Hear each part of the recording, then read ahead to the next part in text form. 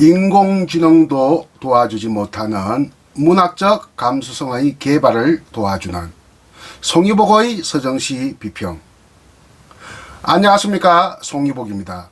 오늘은 김소월의 금잔디에 관해 말씀을 드릴까 합니다.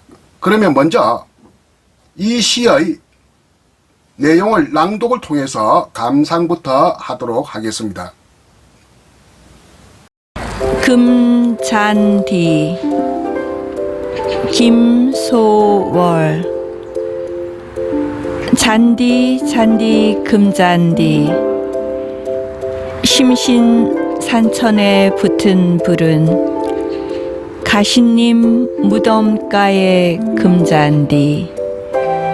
봄이 왔네, 봄빛이 왔네, 버드나무 끝에도 실가지에. 봄빛이 왔네, 봄날이 왔네, 심심산천에도 금잔디에. 김소월의 금잔디. 제가 오늘 금잔디이기 때문에 노란색을 입고 나왔습니다. 금잔디는 자풀이 없이 고르고 탐스럽게 자란 잔디이죠. 잘 관리된 축구 경기장을 연상하면 되겠습니다. 이 소재가 금잔디인데요. 이 금잔디는 봄과 무덤의 관계에서 비롯된 것이고, 이 관계야말로 이 시의 내용상 핵심이 되겠습니다. 시어 한 두 가지 먼저 살펴볼까요? 심심산천, 글자 그대로 깊고 깊은 산과 내, 이런 뜻입니다. 실가지, 요즘은 잘 안 쓰는 말인데, 김소월이 살던 시대에는 많이 썼던 말이겠지요. 실처럼 가느다란 나뭇가지를 실가지라고 합니다. 어떻게 되어 있습니까? 잔디, 잔디, 금잔디, 2, 2, 3쪽. 우리에게 익숙한 그 말의 몸짓이랄까 할까요?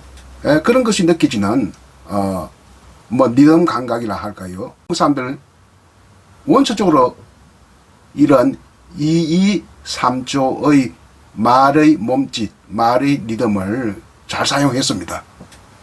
사랑, 사랑, 내 사랑. 조심, 조심, 불조심. 망신, 망신, 개망신. 이런 말을 할 때처럼 말이죠. 금잔디가 초봄의 건조한 기후로 인해서 번져가는 산불처럼 빠르게 번져가고 있음을 지금 보여주고 있습니다.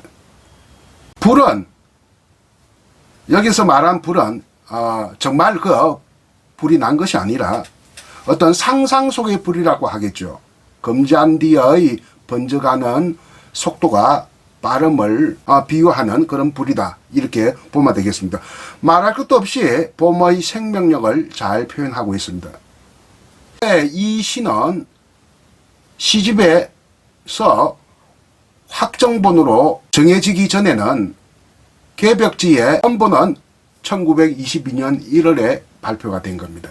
그 원본, 개작본이 아닌, 우리가 알고 있는 것은 개작본입니다만, 원본은 붙는 불언이 아니라 심신산천의 바알한 불빛은, 이렇게 되어 있어요.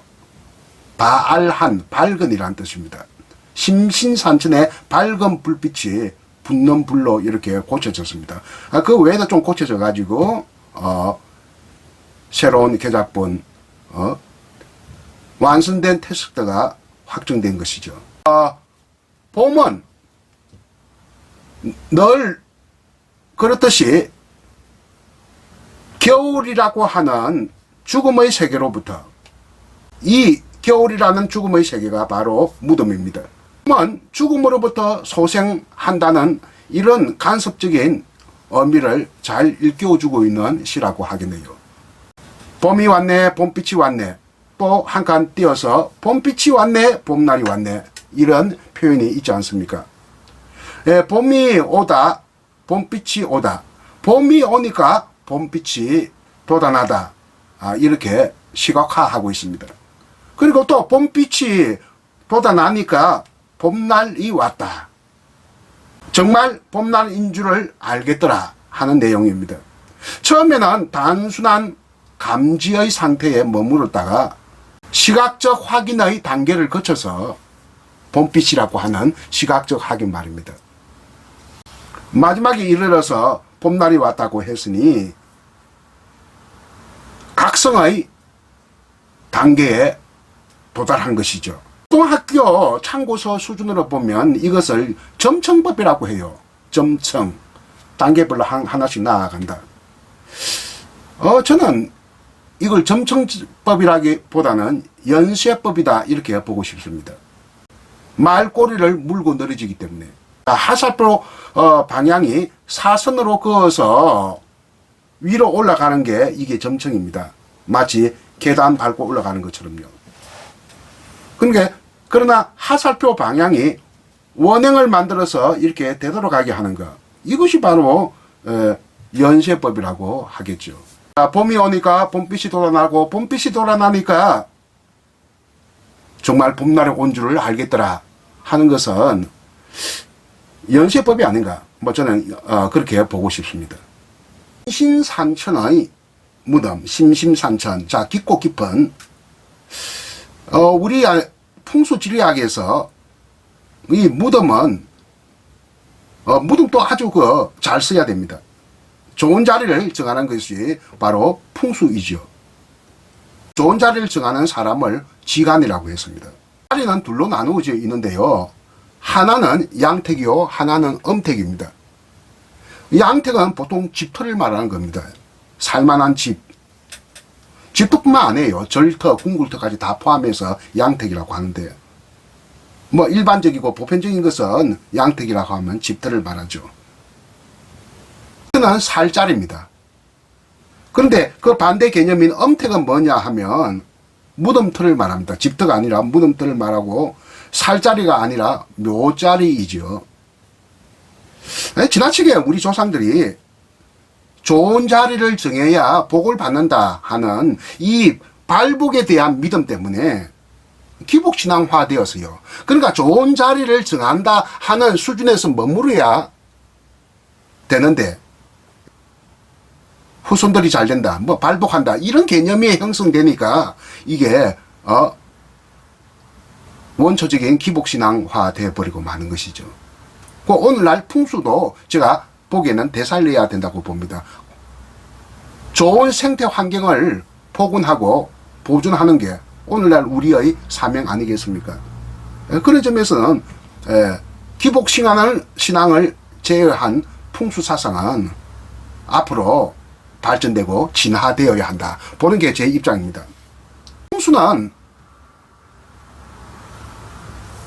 산과 물을 아주 중시합니다. 산천을 중시합니다. 심신산천 할 때 산천 말입니다. 이것이 바로 배산임수죠. 산을 덩지고 앞에는, 집 앞이나 묘자리 앞에는 물이 가까이 흘러가야 된다. 이게 배산임수예요. 산과 물이라고 하는 이 개념을 넘어서 하나의 가치 체계로 수용한 것이 풍수인데요. 풍은 바람이죠. 바람과 물이라는 뜻입니다. 이 바람은 산하고 관계 있습니다. 왜? 산이 바람을 막아주거든요. 바람막이 하거든요. 바람을 갈무리 한다. 바람을 막아주는 그 산에서 물이 흘러서 이렇게 문점 옥탑까지 이렇게 이른다. 문전 옥탑. 이것이 바로 명당입니다. 문전 옥탑을 가로지르는 물이, 풍수할 때 물 숫자, 물이 바로 명당수입니다. 서울의 주산은 청와대 뒤에 있는 북악산이요. 거기에서 내려오는 이 물이 궁굴 앞 문전 옥탑인 강화문 강장을 지나서 흘러간다. 청계천입니다. 청계천이 바로 문전 옥탑을 관통하는 물이니까 명당수라고 해요. 그래서 풍수에서 이제 가장 중요한 것이 주산과 명당수다. 올해의 풍수는 주산은 북악산이고 지나치게 이렇게 높으면 안 됩니다. 저 북한산처럼 높으면 안 돼. 좀 낮은 산이 주산입니다. 그리고 물도 그렇게 강물처럼 흘러가면 안 되고요. 문준 옥탑을 가로지르는 이 작은 폭의 냇물 정도가 명당수가 되겠습니다. 풍수 이야기 했는데요. 시와 풍수는 상당히 관계가 있습니다. 그에 대한 논문도 제가 몇 편 쓰기도 했습니다. 풍수란 말은 장풍덕수란 말이 준말입니다. 장자는 저장하다 할 때 장자. 바람을 잘 저장해서 산에 물을 넣는다. 덕수. 저장한다는 말은 갈무리 한다. 뭐 이런 뜻도 되겠습니다. 그러니까 이 풍수란 말과 똑같은 개념이 산천이죠. 바람을 저장하는 것은 갈무리 하는 것은 산이요. 또 물을 얻는다고 했으니까 물을 얻어진 물을 흘러가게 하는 것이 바로 천이죠. 냇물입니다. 자, 그러니까 산천은 영원한 것이에요. 산천은 영원성을 상징하고 그 산천을 통해서, 즉 풍수를 통해서 사람들은 삶의 영속성을 깨닫게 되는 것이죠. 그러니까 기독교에서 말하는 이것이 신앙적 차원이라면 영생입니다. 영생. 풍수와 관련된 제 경험 한 말씀 드릴까 합니다. 지금부터 꼭 30년 전의 일입니다. 1990년 5월에 문학 답사가 있었습니다. 어떤 개간지에서 주최한 문학 답사 1박 2일이 있었는데요. 어디에 갔냐 하면 강원도 봉평에 갔습니다.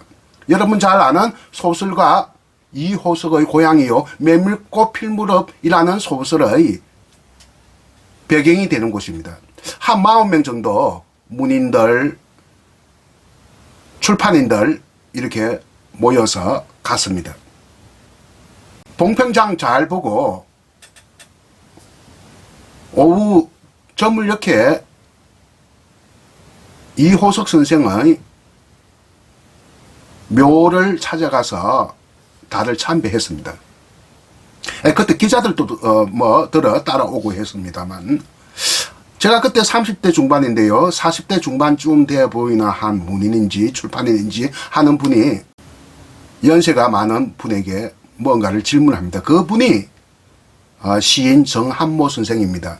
정한모 선생은 1988년 10개월 동안 문화공부부 장관을 지냈습니다. 시인으로 행정고위직으로 가장 높은 자리에 올랐던 분이 두 분 계시죠.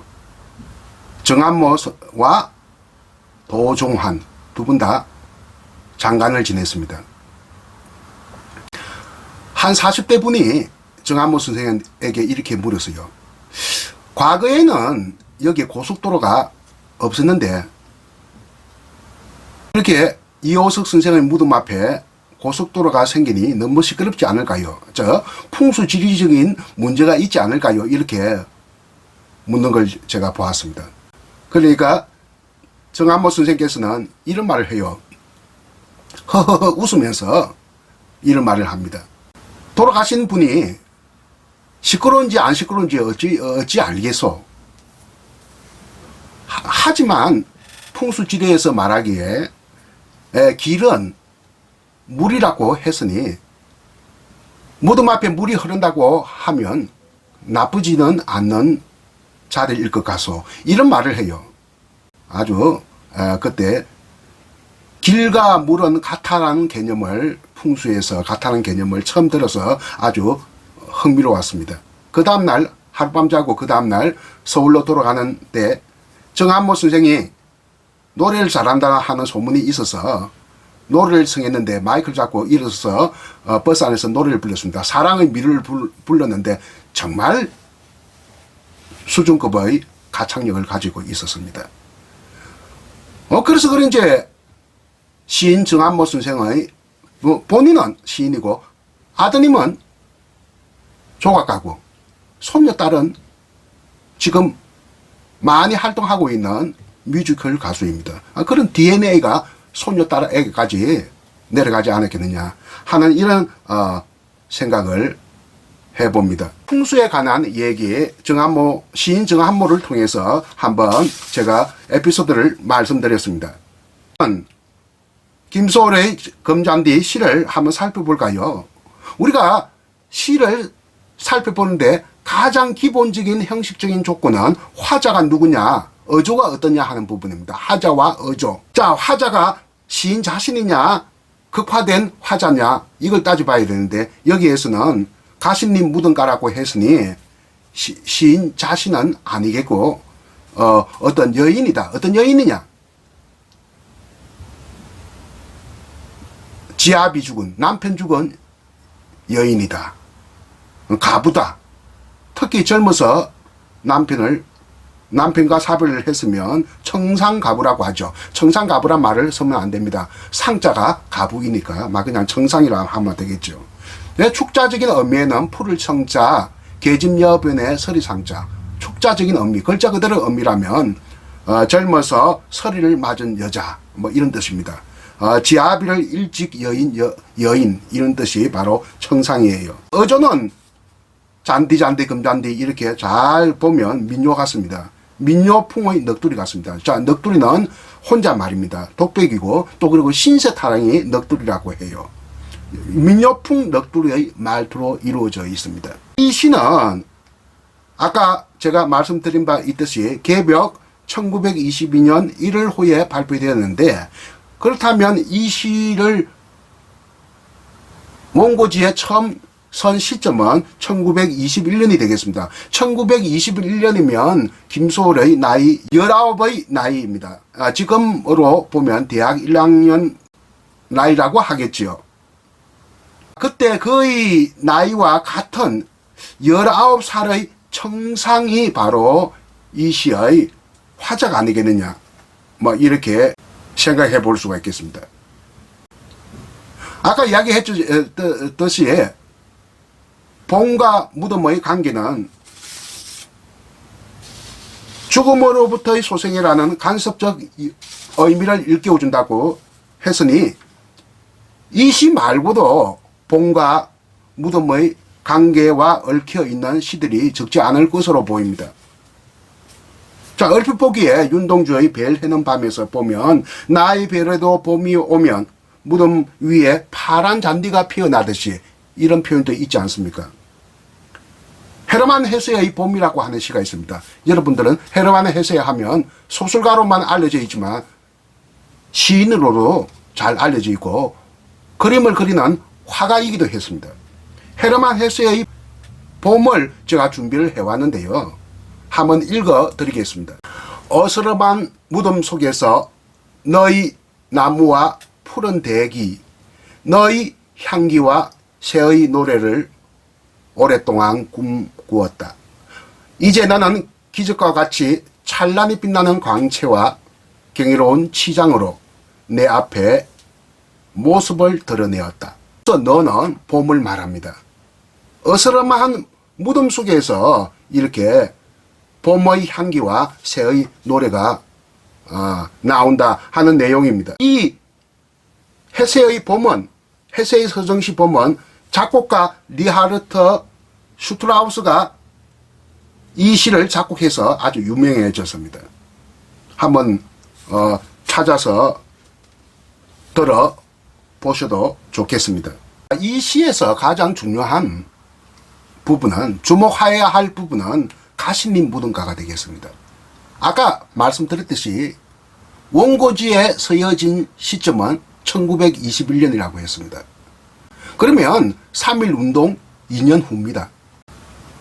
가신님은 청상의 요절한 지압이라고 하는 그러한 일반적인 비평적 담론에서 벗어나 국권 상실로까지 이어진다, 이렇게 보면 되겠습니다. 그러면 무덤가는 당연하게도 시대적 조건과 관련이 있겠죠.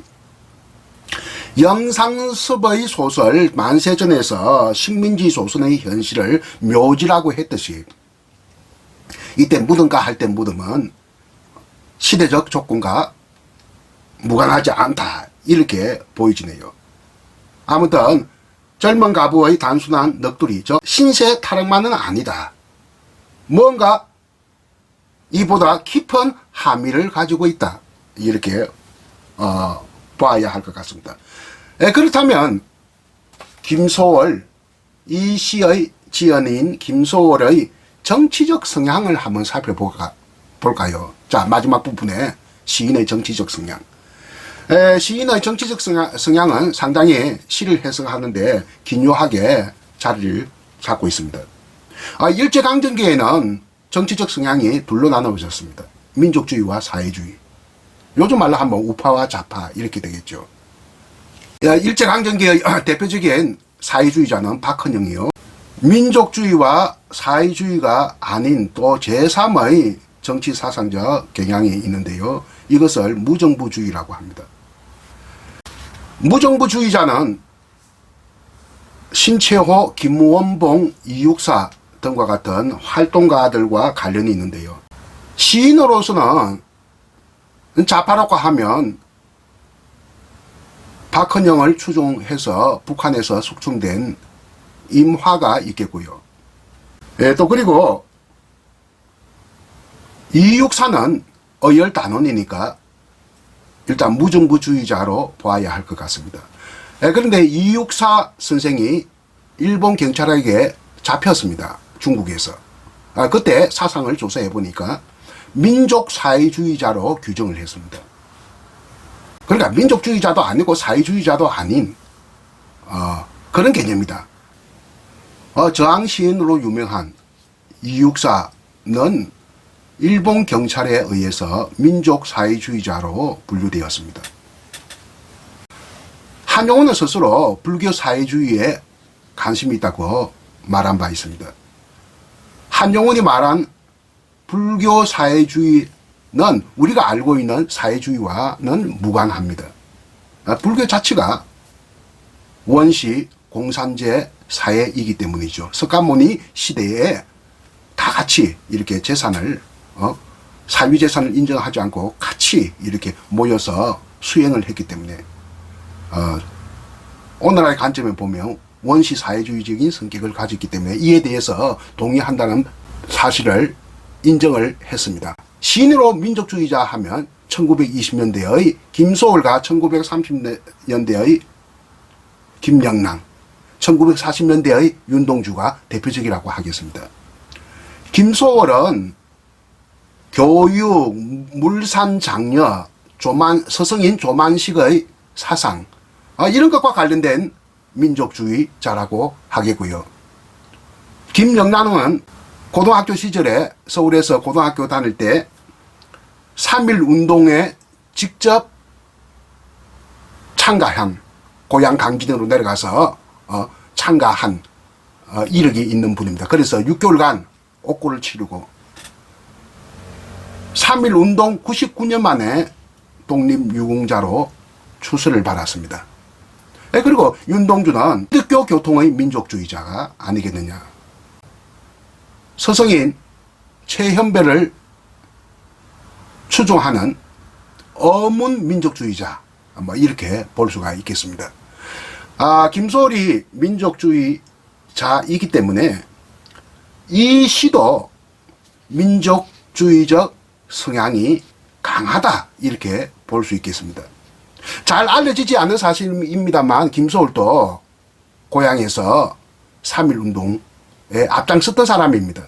그가 이렇게 이 시에서 국권 상실의 의미를 가신님으로 비유하고 당시 민지조선의 현실을 무덤으로 생각한 것을 본다면 이 금잔디는 앞으로 우리 조선의 희망과 같은 봄의 도래를 예언하는 시다, 이렇게 볼 수도 있겠습니다. 김소월의 금잔디는 그 당시 조선의 현실에 대한 성찰로서 앞으로 조선 사회의 봄의 도래와 같은 희망이 있을 것이라는 예언을 한 좀 정치적 성향의 시라고 간주해도 좋을 것 같습니다. 시는 항상 이렇게 다양하게 해석의 여지를 마련해야 한다고 생각합니다. 김소월의 금잔디에 대해서 여러분에게 말씀을 드렸고, 다음에는 더